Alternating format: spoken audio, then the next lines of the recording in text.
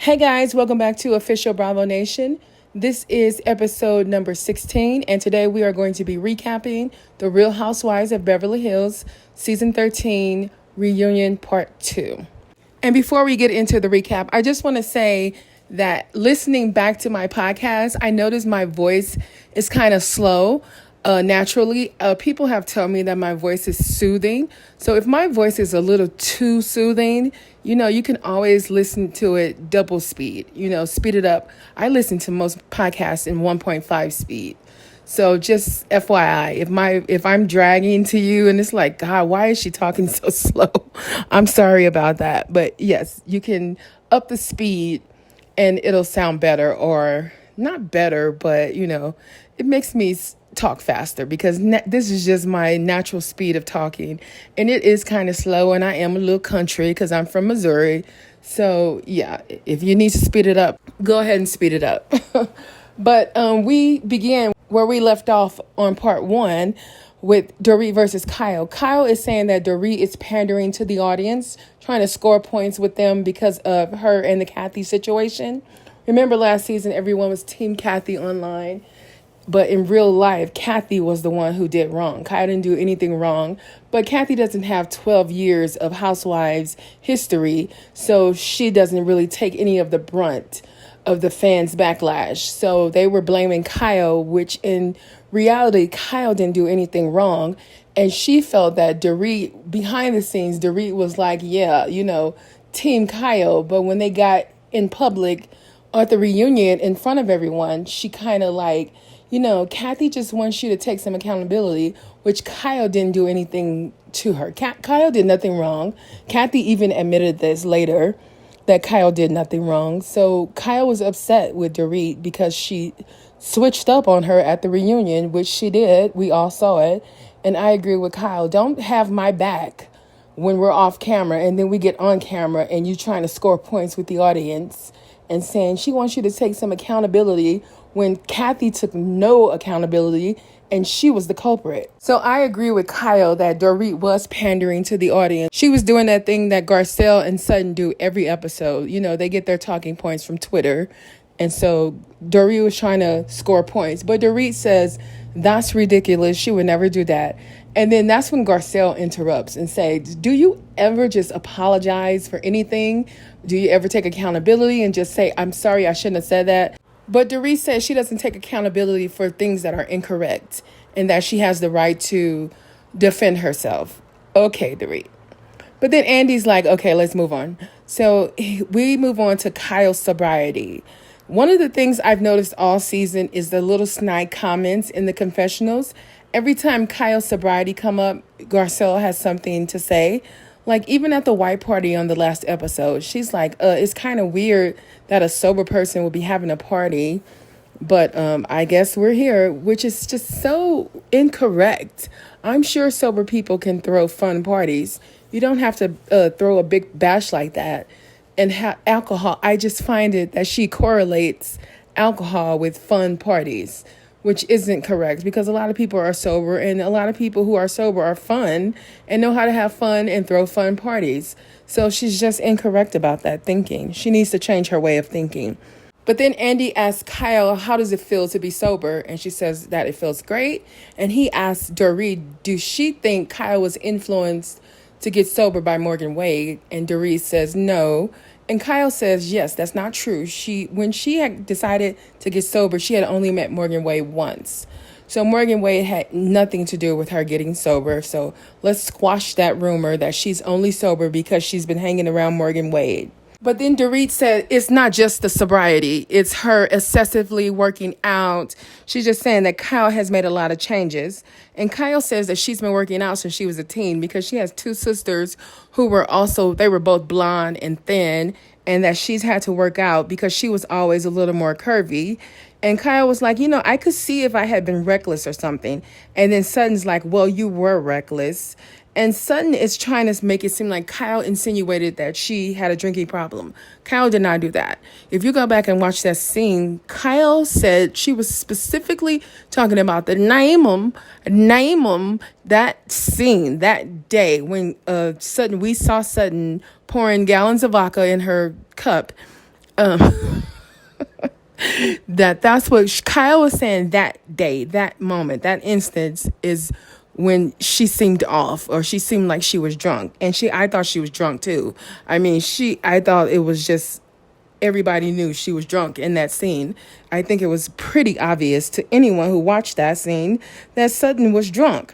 So Kyle did not say Sutton was an alcoholic or she had a drinking problem. And Sutton's like, oh, you were being reckless by insinuating that I was drunk. That's not true. That's not what happened. And the truth is, Sutton was the one who insinuated that Kyle had a drinking problem. In the episode Dazed and Accused, it's season 13, episode 7, they're in the kitchen, and in her confessional, Sutton says, you stopped drinking, Kyle. Did you have a problem? Is that what it was? I didn't call you out on that shit, so don't you call me out. Sutton was the first one to insinuate that Kyle had a drinking problem. So, people in glass houses. And Kyle says that, she would never do that. And Sutton's like, yeah, you're too clever. You just insinuated. And Kyle was like, yeah, like I had to put up with the rumors that you started at the weed dinner about her marriage. And that's what Sutton was like, well, you don't share your life. But that's some bullshit, because Kyle has shared her life for 13 seasons. And on the very first episode of this season, season 13, Kyle said at the Eagle Woman retreat that her and Mauricio were having trouble and that this had been a hard year for them. So that's a lie. Saying she doesn't talk about her issues is not true. And then Kyle drops the mic. Here you go. Tell you something.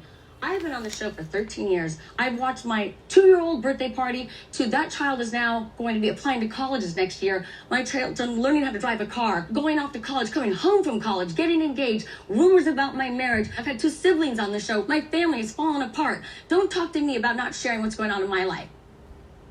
You bought a horse this season and you have a dating coach. Give me a break. Hashtag drops mic. Anyway, when we come back from commercial, Andy asked the ladies, do they think Kyle was insinuating that Sutton had a drinking problem? And Crystal says, more Dorit. Crystal, she does not let anything go by where she can take a dig at Dorit. It's pretty funny. But I like that battle, Crystal versus Dorit. It's like evenly matched. It's a really good fight because it's not too serious. It's just like some good old fashioned rich ladies fighting in Beverly Hills, and they both have it out for each other, and it's just really funny. And then Andy talks about Denise at the weed dinner when she was coming at Erica really hard.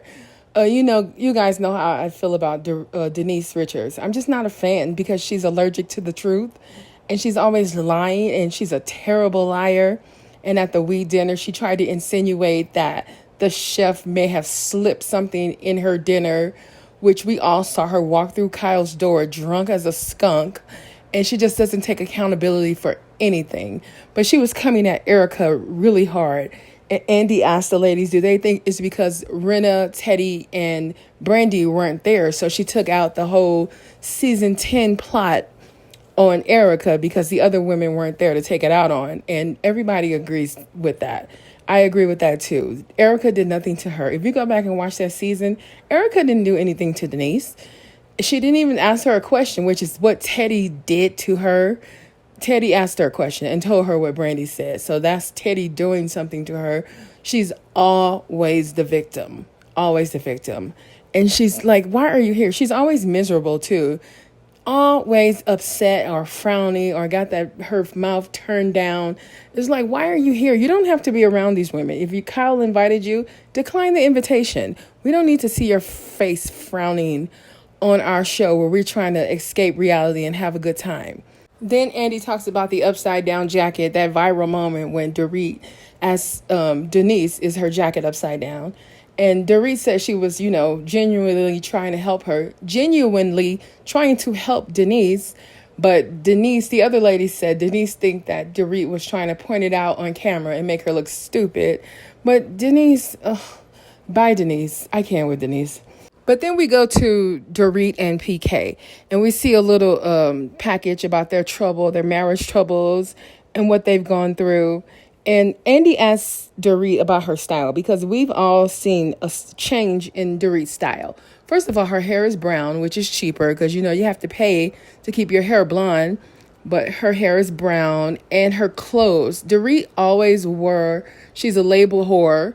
You know, we always saw Chanel or whatever label she wore. And this season, we saw none of that. She was really dressed down this season. And Andy asked her, did PK put her on a budget? And she said, no, he didn't put her on a budget. I think she put herself on a budget. But she said that her brown hair was just a choice. You know, she just wanted to change it up. I don't believe that at all. I believe PK and Dorit are broke and don't have a lot of money. And the other ladies never bring that up on camera because they are her friends, while she pressuring Kyle to talk about everything that's going on in her life. I've never seen Kyle bring up Dorit and her money troubles. So she should really be careful with that. And then the next segment is about Dorit and Garcelle. Remember during the season, Garcelle made that nasty comment about how Dorit still had her jewelry after she was robbed. And someone wrote in that was a really nasty thing to say. And it was really nasty to say.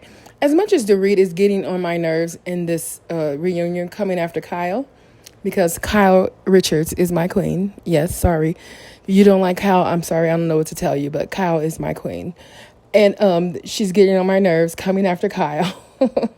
What Garcelle said was awful, because I do not believe Dorit staged this robbery at all. She had a gun held up to her head. She would have never put Jackie and Phoenix in any kind of danger like that. So I just thought that comment that Garcelle made was below the belt. Like, you've gone too far.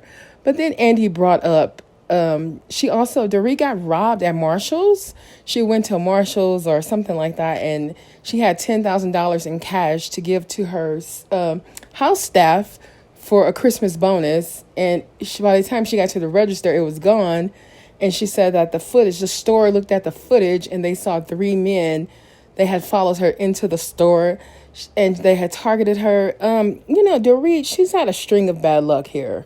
She really needs to be careful because, wow, that's a lot to happen to one person. Not only do you get robbed at home with a gun pointing to your head in front of your children, but then you lose $10,000 at Marshall's. Wow. But Garcelle saying Dorit is lying or she's faking it. I don't believe that Dorit is lying or faking it. And I just think that's a really shitty thing to say. Yes, people on Twitter says this all the time. They say PK set up the robbery or Dorit was in on it. I don't believe that at all. But even if that's what Twitter says, that doesn't mean that Garcelle needs to bring that up to Dorit. That's Twitter's. Those are trolls who they don't know Dorit personally. So I just thought it was rude of Garcelle to say something like that. You know, not cool. Not cool at all. And then Andy wanted to talk to Sutton about the rumor she started about PK. Remember when PK got a DUI, Sutton says that she heard that he was in a car with a woman. That was a lie. The police report said he was in the car alone. Teddy, on her podcast, she did some investigating, I guess, and she saw that PK was in the car alone. But then Teddy responded to Sutton and said that Sutton always has vodka in her purse. And then Sutton was like, people think Kyle put Teddy up to say that. I'm sorry, Teddy has the #1 podcast in the country because she talks and says what the fuck she wants. I don't know why they think Kyle is the puppeteer and make Teddy say whatever. Teddy speaks for herself. And Teddy is the one who said that Sutton has vodka in her purse. That had nothing to do with Kyle. And then Sutton was like, well, you should have said something. And Kyle said, I didn't say anything. I was being a good friend because I could have said more, but I didn't. So she was being a good friend. But Sutton claims that she heard that rumor about PK from the streets.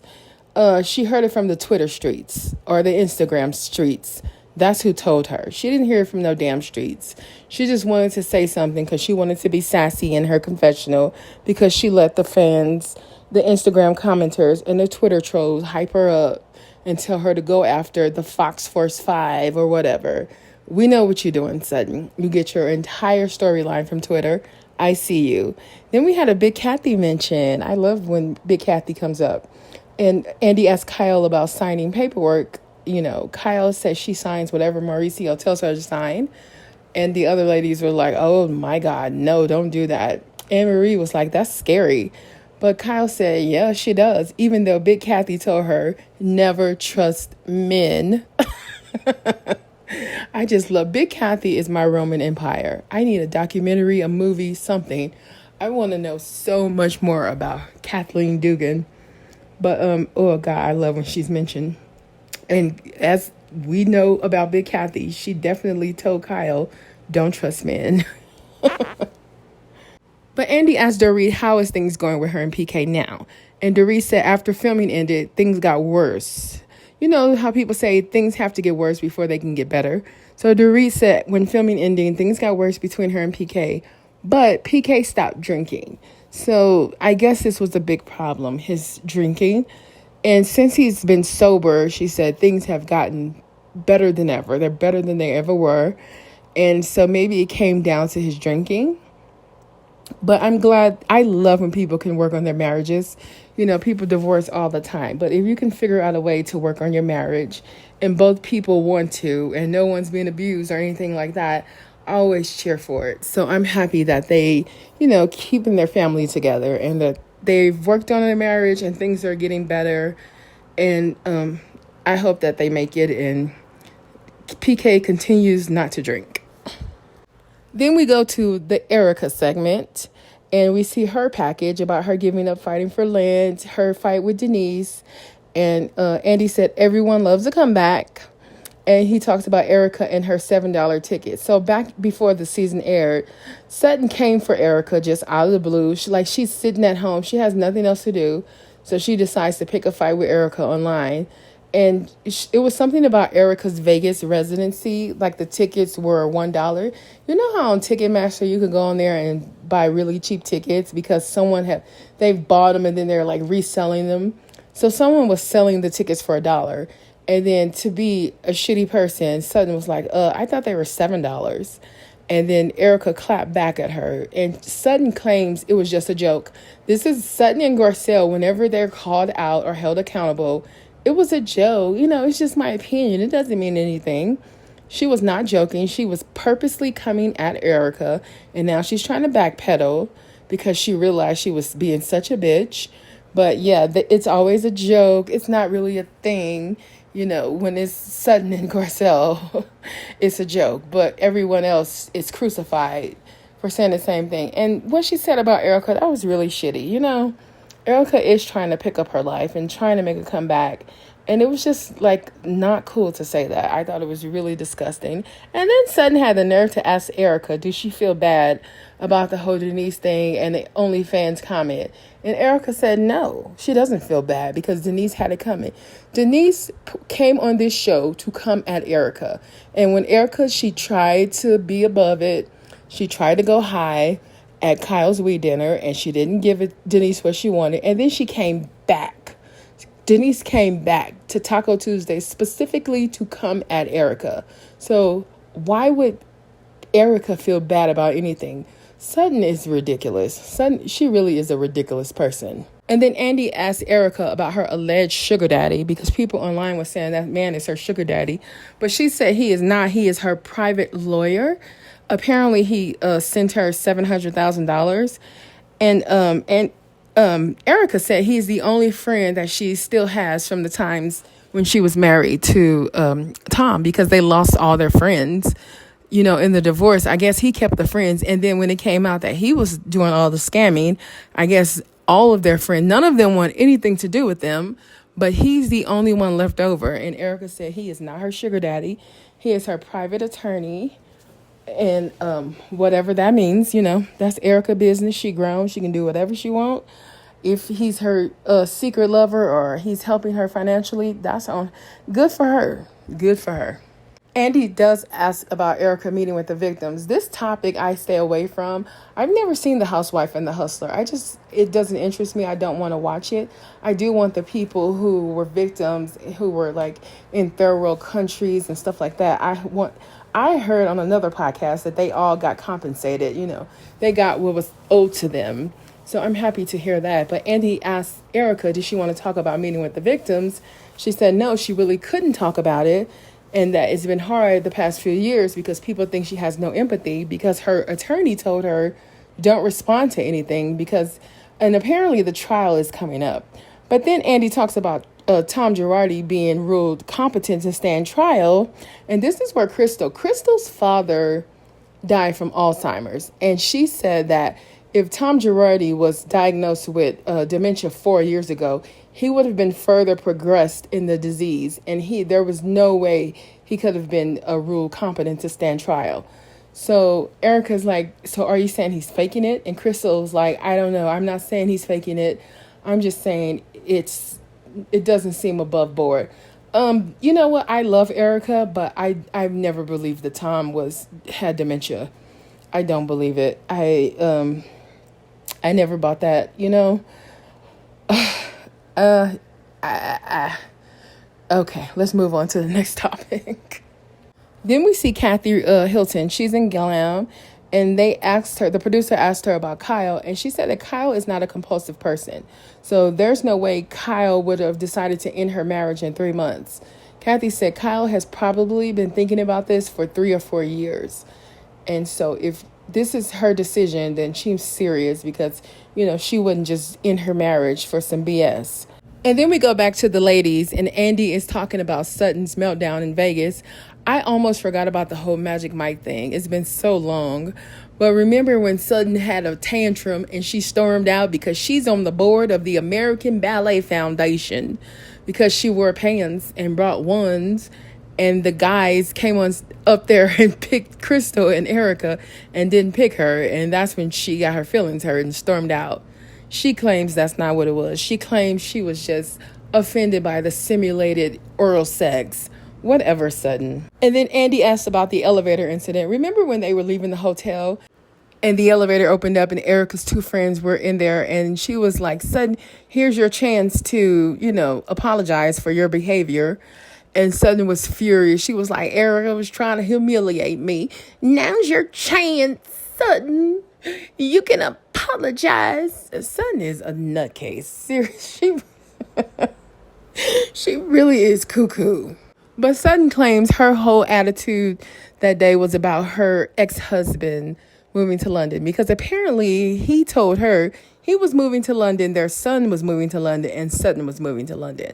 And she has been fearful of him. She said in her marriage she was dictated to all the time. She really didn't have a voice. So when he said that, she believed it. I don't know why she believed it, but she did. She just said that she's trained, you know, to follow him or to believe what he says. I don't know. She said he's a very powerful man. I don't know. His name is Christian Strack, I guess.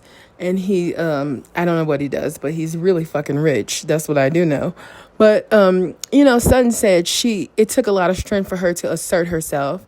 And that's what Andy said, that, you know, that's what this show has done. Not the show, Beverly Hills, but the Housewives itself, the platform, has given women like who have been married for over 20 years, it's given them a voice, a platform, a way to make money. You know, it really has helped women. I know Bravo gets a lot of slack and Andy gets a lot of slack.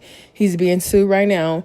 But it does give women of a certain age a platform, because back in the day, remember 20 years ago, when you thought about a 50-year-old woman, I wasn't picturing Erica Jane. Like, I mean, it's amazing how things have changed. And like, you know, just because you're a 60-year-old woman, your life, you can do a lot of things. That doesn't mean your life is over because you're of a certain age. And I think that that's the positives of Housewives, and that's the good things that they have put out into the world, that, you know, age doesn't matter. You can do whatever you want, no matter how old you are. And that is a good message, because I know Bravo gets it. They get it a lot, especially from women's groups and from a lot of people. But there are a lot of positives to Bravo, and that's one of them. The way they give women a voice. And Andy asked Sutton about her $300,000 a month after taxes. After taxes, she takes home $300,000. And Anne-Marie says that it's tacky to talk about money like that. And that's the only time we heard from Anne-Marie this entire episode. I thought they should have brought her out, because she's just sitting there and they're not talking to her. So it looked like she's being ignored. But I feel like Andy should have brought her out for her segment and then let her go back out. Let her go backstage or, you know, whatever. instead of having her just sitting there and not saying anything. Because the haters will say she's just sitting there being ignored. But, they brought her in mid-season. So I guess this part of the season was before this all happened because she showed up at the weed dinner. That's when we first met her. So that was episode 7. So, yeah, she came in midway through. But, they should have just left her go backstage instead of having her sit there. Or maybe she's enjoying sitting there. I would like to sit there and just listen and not participate in the mess. That sounds like a really fun thing to do. But we end the episode with Kyle versus Sutton. And Andy asked Kyle, remember she was on Amazon Live a few months ago and she said she was taking a break from her friendship with Sutton. And Andy asked her about that. And then Sutton was like, you've been relentlessly mean to me. And Kyle was like, when? And then Sutton says, as Denise would say, watch the show. Watch the show. And then the episode ends. And then we see next week is the final episode of the season. I hate that. It sucks. But we're finally going to get to the Kyle, Mauricio, Morgan way of it all. And Kathy's going to come out there and Sutton is going to faint. And we'll finally get to see what that was about. Thank you guys for listening. And if you want to support our podcast, click on one of the links in our Instagram bio. It's just me and my iPhone, and so the quality of the podcast could be so much better if I had the proper equipment. So if you want to support us, you can do that. Also, if I'm talking too slow, you can speed it up and to listen to it in 1.5 or double speed. And thank you guys. I will see you next Wednesday with the final episode of Love is Blind Season 6. It's the reunion. Can't wait for that. Thank you guys. Bye-bye.